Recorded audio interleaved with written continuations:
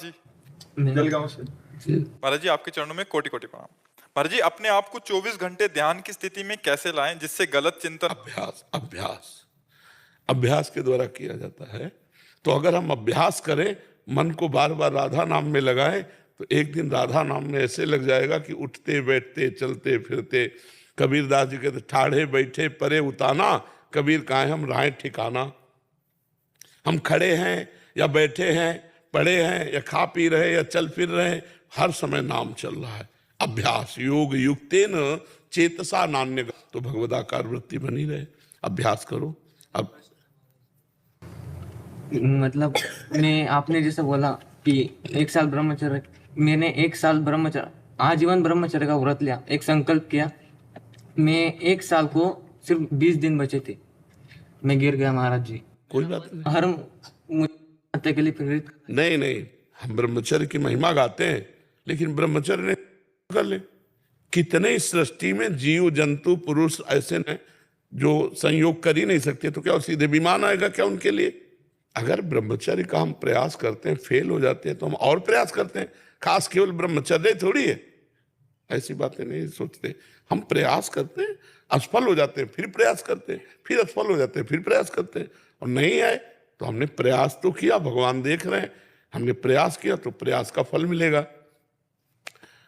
जब पहलवान कुश्ती लड़ने जाता है तो जीतने वाले को जैसे 10,000 मिले, तो हारने वाले को 5,000 मिलते हैं। 5,000 हारने वाले को भी मिलते हैं, और किराया आने जाने का मिलता है। यार जब लौकिक में अगर हार जाए तो 5,000 मिल जाते हैं, तो हम भगवान के उसमें तो पूरा पूरा मिलता है, हारने पर भी पूरा मिलता है। ये तुम्हें पता है, भगवान के मार्ग में हार जाए तो भी फल पूरा मिलता है। इसीलिए इस मार्ग में आंख मूंद के दौड़ा जाता है, गिरने का भय नहीं रहता। ऐसा कभी मत सोचना कि अच्छे बच्चे बनो, कोई बात नहीं, फिर अभ्यास करते, फिर अभ्यास करते। भजन न करे ब्रह्मचर्य बना रहे तो उससे क्या होगा? बहुत बहुत ब्रह्मलोक की प्राप्ति होगी, भगवान की थोड़ी प्राप्ति हो जाएगी। भगवान की प्राप्ति के लिए क्या करना? नाम जप, अखंड नाम जप, अभ्यास करो नाम जप का। घोर वैश्यागामी अजामिल पुत्र के बहाने बुलाया नारायण, तो भगवान की प्राप्ति हो गई।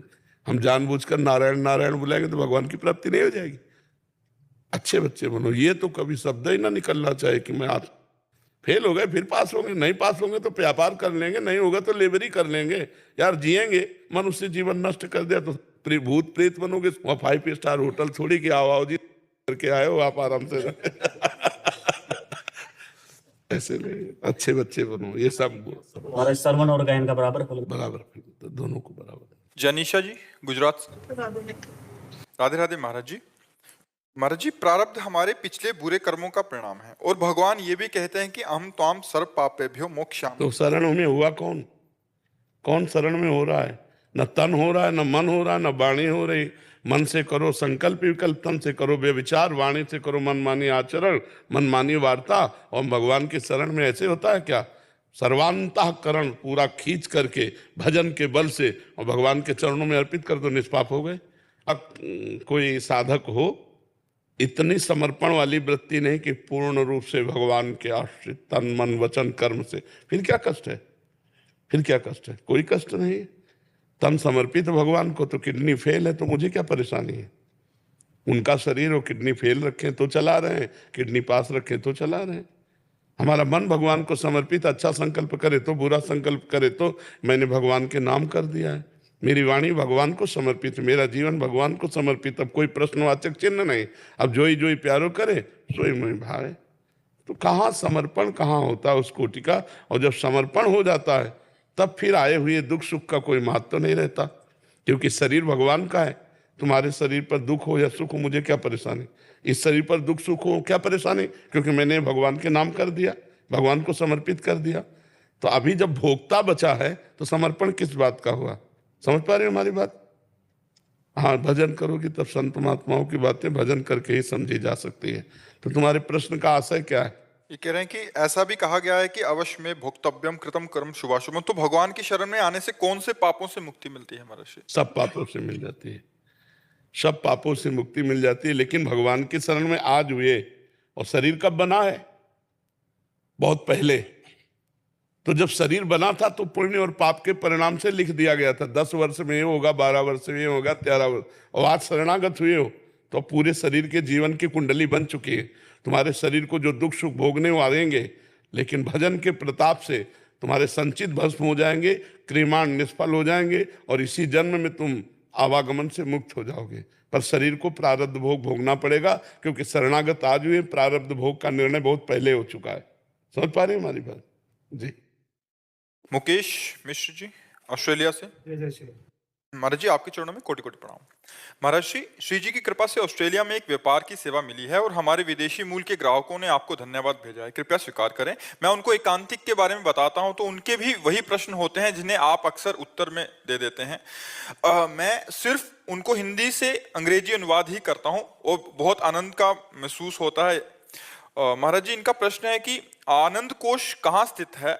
क्या निरंतर नाम जब भगवत चर्चा व स्वाध्याय से हमें आनंद मिल आता है, वो आनंद कोश से ही मिल रहा है? जब तक 3 गुणों के अंतर्गत ही है, अन्नमय कोश, प्राणमय कोश, मनोमय कोश, विज्ञानमय कोश, आनंदमय कोश, ये 5 कोश जो है त्रिगुण माया के अंतर्गत है। सतोगुण रजोगुण तमोगुण इसी के अंतर्गत है। सतोगुण रजोगुण से ही स्थूल शरीर, सूक्ष्म शरीर, कारण शरीर, तीनों शरीरों की रचना है। ये आनंद स्वरूप नहीं है, ये आनंद कोश है। इसमें जो क्षणिक आनंद आता है वो आनंद कोश से आता है, और जीव इसी आनंद कोश में बंधा हुआ है। जब इस लघु सुख का त्याग कर दे तब वो भूमा सुख आनंद स्रोत, जो आनंद सिंधु सुख राशि, आनंद सिंधु सुख राशि, वो आनंद सिंधु जब खुलता है तब जीव उन्मत्त हो जाता है भगवान के आनंद में। अभी तो ये जैसे रसेंद्री से अच्छा भोजन किया, अपने मनोनुरूप रूप देख लिया, मनोनुरूप संगीत सुन लिया, ये जो आनंद की अनुभूति होती है ये आनंद कोश से होती है। आनंद कोश अंतःकरण में, अंतःकरण मन बुद्धि चित्त अहंकार, और इसके कोई महत्वशाली नहीं है। ये ऐसे जैसे बहुत प्यासा आदमी ओस चाट कर प्यास बुझाना चाहे तो नहीं बुझ सकती, ऐसे ही अभी तक आनंद कोश से हम भोग भोगते रहे, कहीं की तृप्ति है क्या? क्योंकि हम परमात्मा के अंश है तो हमें आनंद स्रोत खुले तब बात बने, और वो खुलेगा भजन से। और भजन में रुचि नहीं होती, भोगों में रुचि होती है। अगर हम भजन करें और इन लघु सुखों का त्याग करें तो महान सुख के अधिकारी बन जाए। समझ पा रहे आप जी? जैसे मैंने क्वेश्चन किया था कि आनंद कोश जी, तो उनके अंदर वही आनंद कोश की आनंद की अनुभूति होती है जी। हम अभी कोशिश करते हैं कि पूरे हफ्ते की दिनचर्या में जी। भगवत लीला, श्रवण कीर्तन जी, जी। और ये चीज करते हैं तो आनंद स्रोत से हाँ बिल्कुल बिल्कुल, उस हाँ भगवान नाम कीर्तन, भगवान लीला कथा गायन, भगवान लीला कथा श्रवण और भगवान नाम जप, इसी से आनंद स्रोत खुलेगा। जब आनंद स्रोत खुलेगा तो निहाल हो जाओगे। ये सब व्यर्थ लगेगा, ये सब ब्रह्मादिक के भोग सब विषम लागत ताए, नारायण ब्रजचंद की लगन लगी है जाए। भगवत प्राप्ति की लगन लगने में ब्रह्मादिक के भोग भी विषवत लग जाते, फिर मृत्यु लोक के तुच्छ भोगों की बात क्या। न पारमेष्ठम न महेंद्र देशनम, पारमेष्ठम मतलब सबसे बड़ा पद है ब्रह्मा जी का। न पारमेष्ठम न महेंद्र देशनम, महेंद्र का देवराज इंद्र का, देवराज इंद्र के पास कितना सुख है, अप्सराएं हैं, सब है। न सार्वभौमम मतलब एक चक्रवर्ती सम्राट, न रसाधिपत्यम रसातल का लोग, न योग सिद्धिर न पुनर्भवम, जो भगवान का आनंद स्रोत का सुख मिलता है ना वो इनमें भी नहीं है, इनमें भी नहीं है। मृत्यु लोक के सुख की तो बात ही क्या है। वो बड़े भाग्यशाली हैं जो संयम से चलते हैं, नाम जप करते हैं, भगवान के आश्रित हैं, उनका बड़ा मंगलमय जीवन है, बड़ा मंगलमय। यही परलोक सकल सुख पावत, परलोक में भी सुख पाएंगे।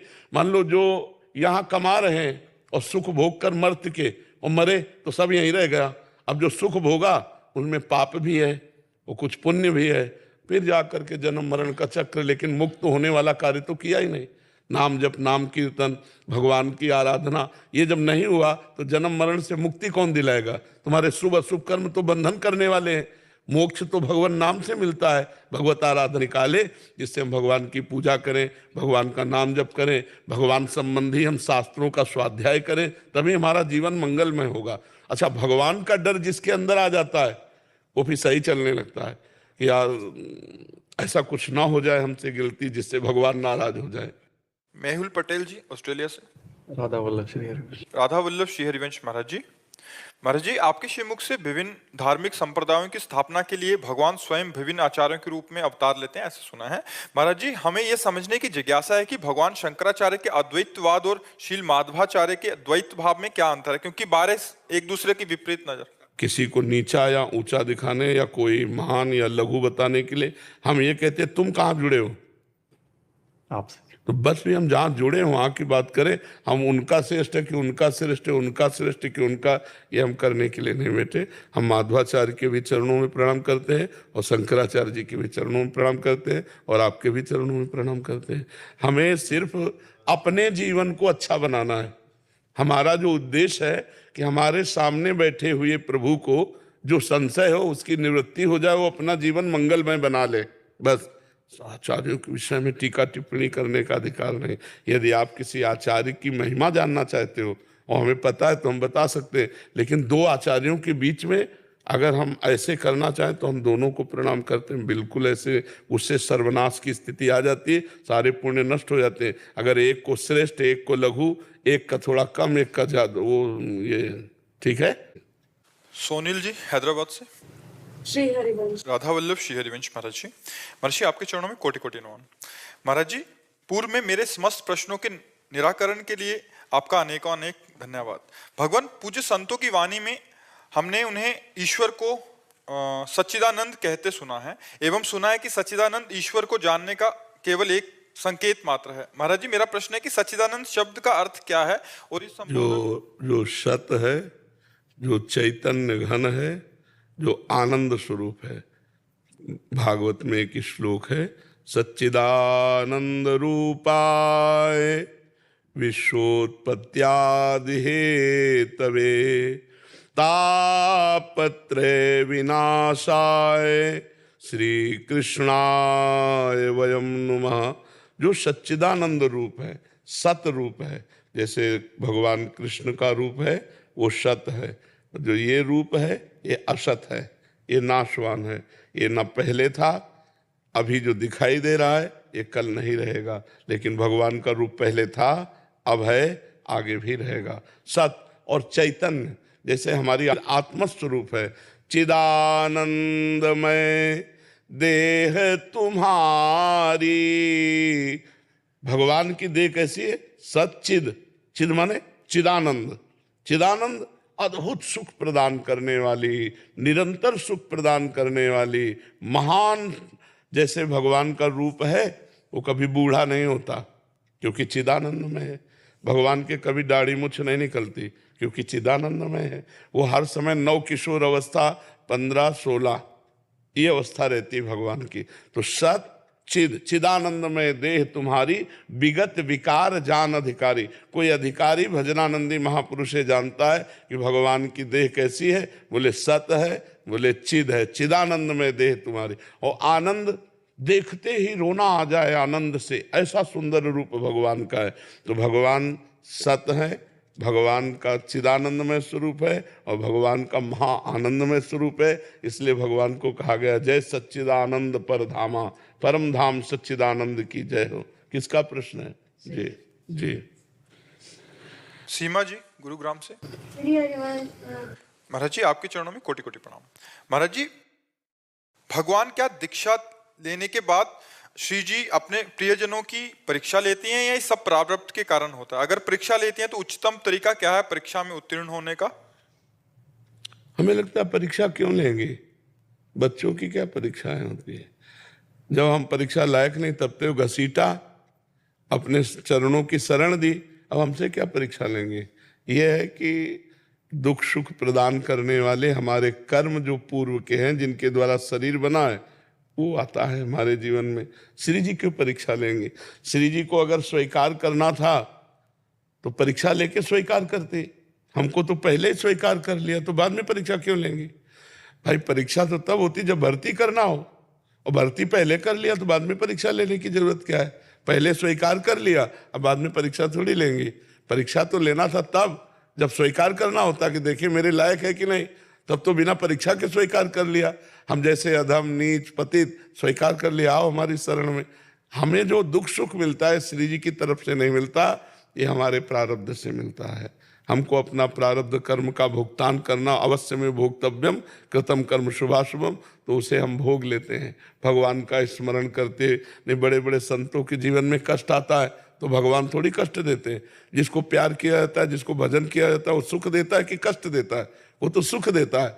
तो भगवान देखो, जैसे किडनी फेल है, डायलिसिस होता है, ऐसी स्थिति में भी भगवान हमें सुखी रखे हैं। ये भगवान का कृपा प्रसाद है और ये हमारे कर्म। वीरू शर्मा जी दिल्ली से। महाराज जी, मोक्ष पाने की क्या साधना है? किसका है? मोक्ष पाना चाहते हो क्या? अच्छा, नाम जप करो। मोक्ष पाने की जो साधना है वो तो कर ही नहीं सकती हो। सत असत वस्तु का विवेक, यहां से लेके ब्रह्मलोक तक के भोगों का वैराग्य, साम इंद्रियों पर विजय, दाम मन पर विजय, तितिक्षा भारी कष्ट को सहना, श्रद्धा शास्त्र और गुरु पर अपार श्रद्धा रखना, समाधान चित्त का लक्ष्य पे स्थित रखना, मुमुक्षुता मैं इसी जन्म में मुक्त होना चाहता हूँ। अभी भगवत प्राप्ति, अभी मोक्ष हो जाएगी, ये साधन पे एक भी साधन नहीं कर सकते। तो क्या करें? भगवान की शरण में होकर नाम जप करें। नाम जप से सब ठीक हो जाएगा। जो मोक्ष के साधन है वो बहुत कठिन है, उनको कर पाना बहुत बड़े योगियों की बात है, ज्ञानियों की बात है। हम लोग अज्ञानी जन हैं, तो हम तो भगवान के भरोसे होकर उनका नाम जप करते हैं, तो वही गति हमारी भी हो जाएगी। मोक्ष का मतलब संसार से उद्धार हो जाना। तो नानक नाम जहाज है, चढ़े सो उतरे पार। नाम जपना शुरू कर दो, संसार में आप डूबोगे नहीं, नाम आपको संसार से पार कर देगा। ठीक है।